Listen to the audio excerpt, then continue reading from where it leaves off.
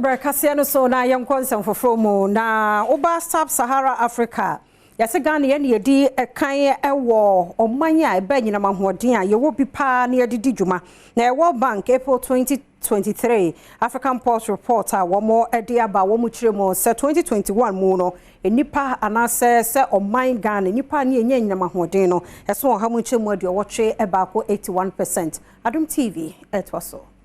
World Bank oforiso bosomenim African Pulse report a wode abetudwa no wode Ghana edikan ewa anyina wode susu duamu a wo kire se wode toto abibima hodo bi eho no Ghana man ena wonu mu etiminya anyina wode ewo man mu edoso aman bi etise South Africa, Kenya ene Nigeria ene wode toto Ghana man ho a yewure edikan na wo kire mu sa afempinu dunum mu na wo mu anyina wode ewo abibima mu eyo mu chichemu adusunum sabre no kura no man Ghana ne huri dikan na wasese ya fra fempinu ene dunu mu de besi afempinu ne aduonu ba komo no sisi ho mu nchichemu enum ekiri pohwe abeka ho a ekọ ho mu nchichemu aduwotwe World Bank Africa Pulse report ekiri mu a COVID-19 yade no edi nsunsanso boni pi ena eba aman awodo so ne titire eye enyinamawode yenti ena ema aman awodo bi mpunto wa enyinamawode no eswate nanso wo man Ghana mu Kenya, Rwanda, Senegal ene Cote d'Ivoire ene ma nhyada sasa